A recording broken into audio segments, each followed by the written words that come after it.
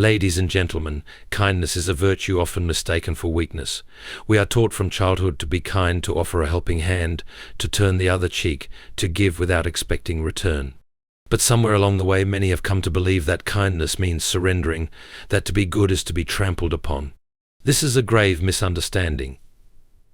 True kindness does not mean allowing oneself to be used, nor does it require sacrificing self-respect. To be kind is to be strong. It is to love without being blind, to give without being emptied, to serve without being enslaved.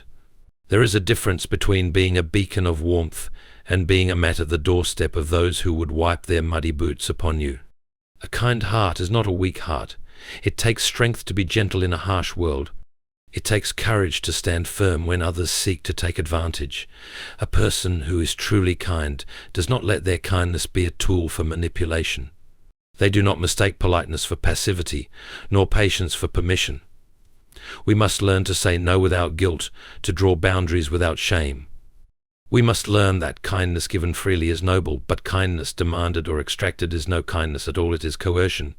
If we let ourselves become doormats, we do not serve kindness, we betray it. For kindness, real kindness, seeks the good of all, including oneself. Let your kindness be a light, not a leash. Let it lift, not allow itself to be trampled. And above all, remember this: you were not made to be walked over. You were made to walk with strength, with grace, and with a heart that is kind yet unyielding.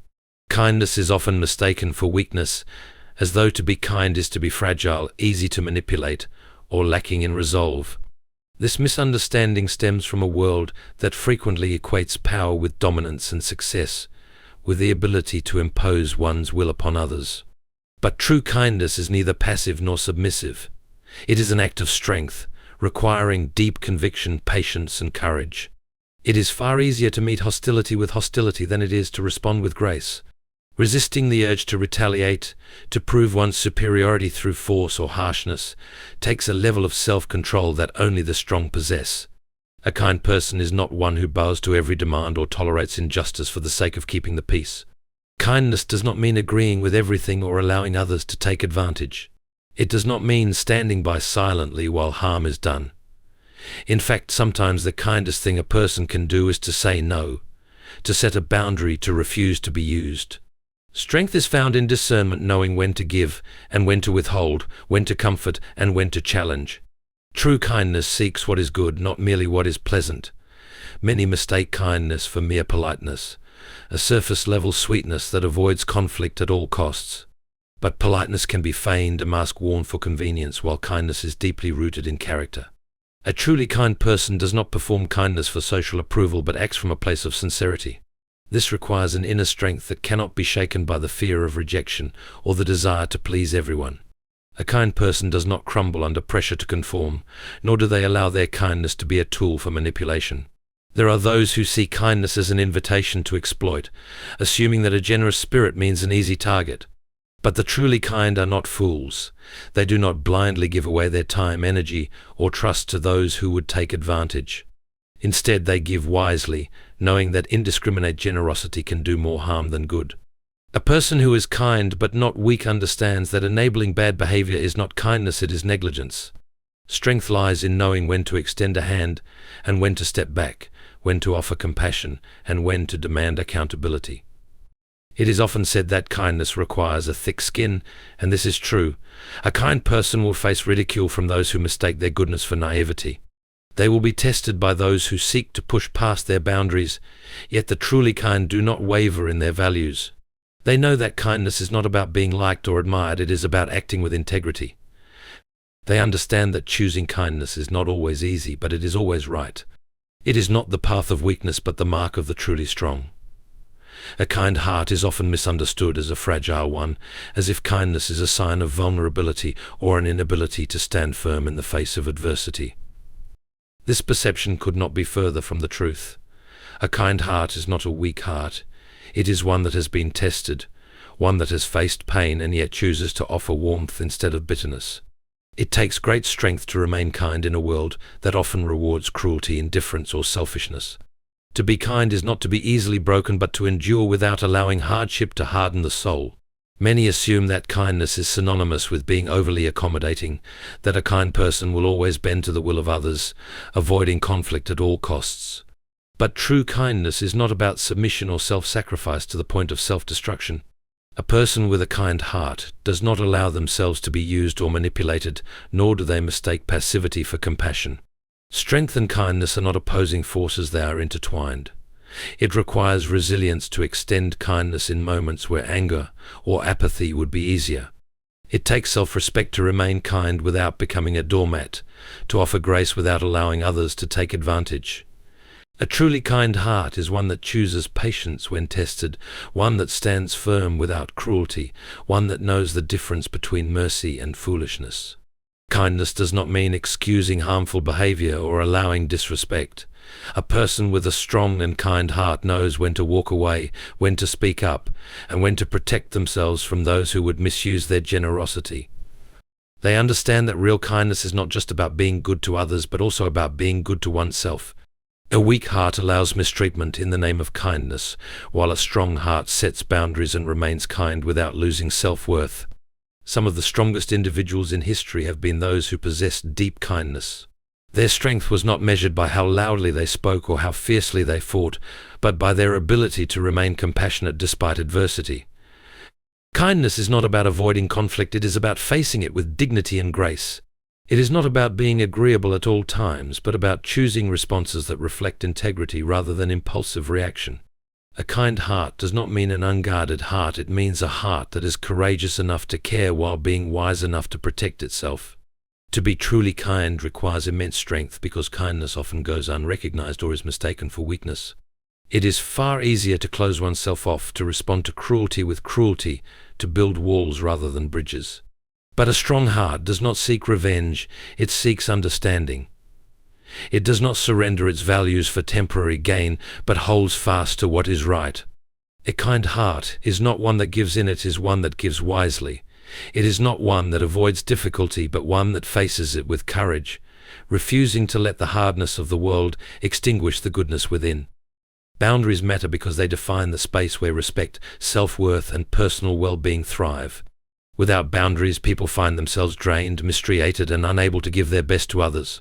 Many believe that setting boundaries is selfish, that it contradicts kindness, but in truth, it is one of the most necessary aspects of healthy relationships and a balanced life. Boundaries are not walls meant to isolate, but doors meant to allow the right people and behaviors in while keeping harm and exploitation out. A person without boundaries is like an open field where anyone can walk through, take what they want, and leave destruction in their wake. On the other hand, a person with firm but fair boundaries is like a well-tended garden, open to those who respect its beauty but protected from those who would trample upon it. Many struggle to set boundaries out of fear of disappointing others, fear of rejection, or fear of seeming unkind. But true kindness does not mean endless accommodation. If kindness is given at the expense of one's own dignity and peace, then it ceases to be kindness and becomes self-neglect. Those who truly respect and care for you will not demand unlimited access to your time, energy, and emotions. They will not punish you for having limits. Rather, they will appreciate that boundaries make relationships stronger by ensuring that both parties are valued and respected. People often believe that saying yes to everything makes them more likable, but in reality, constantly saying yes when one means no breeds resentment and exhaustion. When a person is always available, always sacrificing their own needs, they may gain temporary approval, but lose something far more valuable, their sense of self. A life without boundaries leads to burnout, and a burned-out person cannot effectively help or care for others. Boundaries are an act of self-respect, and those who respect themselves teach others how to treat them. Establishing boundaries requires courage, especially with those who have become accustomed to taking without asking. Some may react with anger or disappointment when faced with a boundary, but their reaction often reveals their true intentions. A person who values control or selfish gain will resist boundaries, while a person who truly cares will understand and adjust.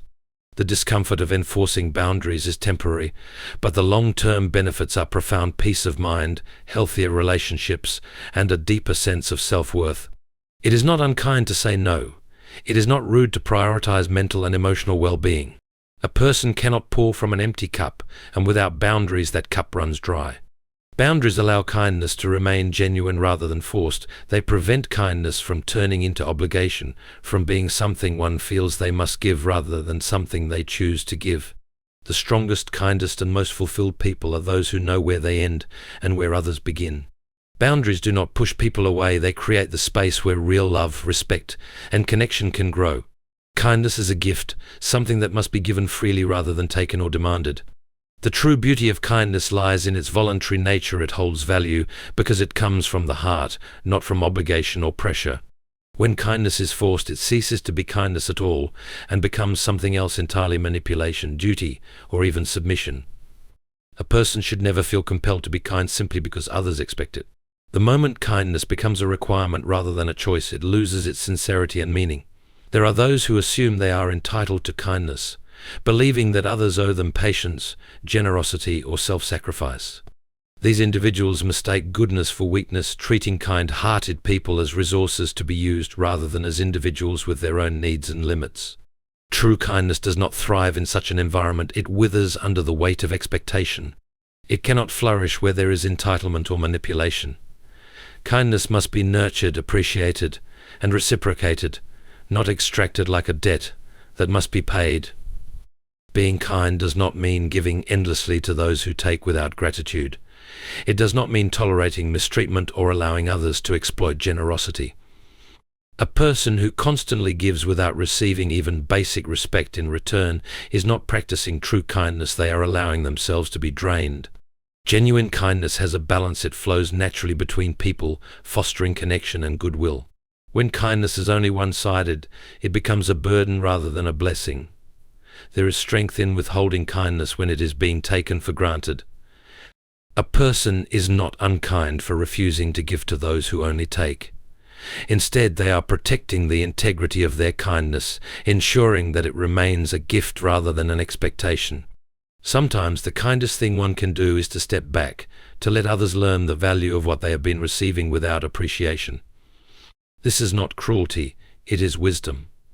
Those who truly deserve kindness will recognize its worth, while those who only seek to exploit it will move on in search of another source. A person who understands that kindness must be given and not taken is not selfish. They are simply aware of their own worth. They know that kindness given under pressure is not true kindness at all, but an obligation. They understand that kindness is powerful precisely because it is a choice.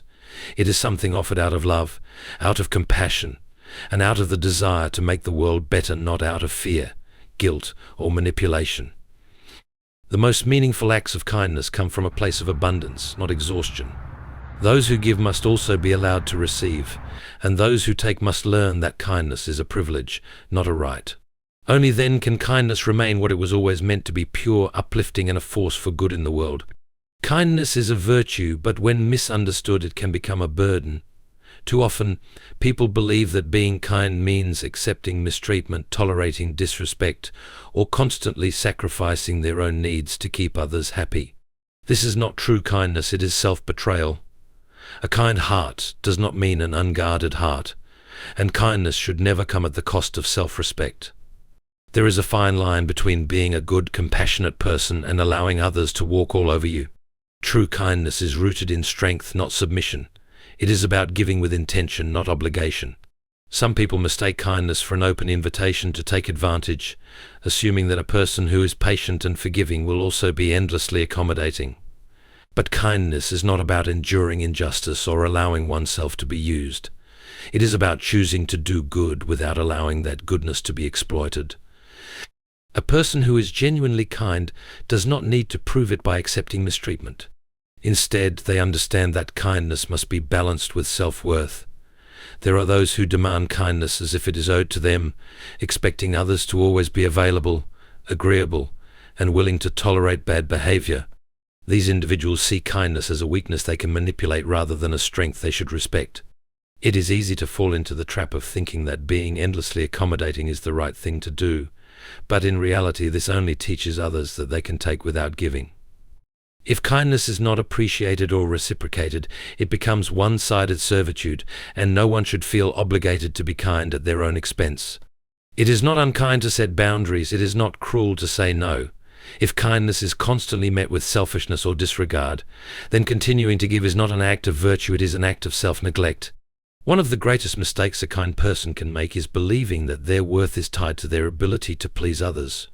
But a person's value is not measured by how much they can endure. Kindness should be an expression of love and generosity, not a duty forced upon someone out of fear or guilt.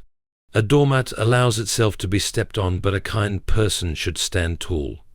Being kind does not mean allowing others to dictate one's choices, consume all of one's time, or take advantage of one's goodwill. Real kindness exists in balance, where giving and receiving happen naturally, and where respect is mutual.